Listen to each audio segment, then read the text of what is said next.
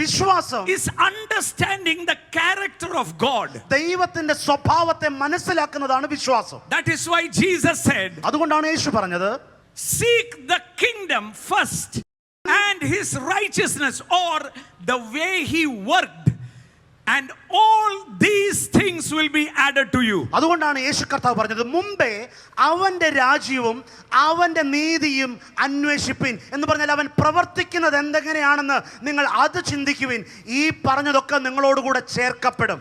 എന്റെ പ്രശ്നത്തിന്റെ വലിപ്പമല്ല, ദൈവം പറഞ്ഞിട്ടുണ്ടോ അത് അവിടെ നടന്നിരിക്കും. എന്റെ മലയുടെ വലിപ്പമല്ല, ദൈവം അതിനെക്കുറിച്ച് ഒരു വാക്ക് പറഞ്ഞിട്ടുണ്ടെങ്കിൽ അതവിടെ നടന്നിരിക്കും. അവന്റെ അടിപ്പിണറുകളാൽ സൗഖ്യമായി കഴിഞ്ഞിരിക്കുന്നു എന്ന് പറഞ്ഞാൽ ആരോഗ്യവും സൗഖ്യവും ദീർഘായുസ്സും അതേ നടക്കത്തുള്ളൂ.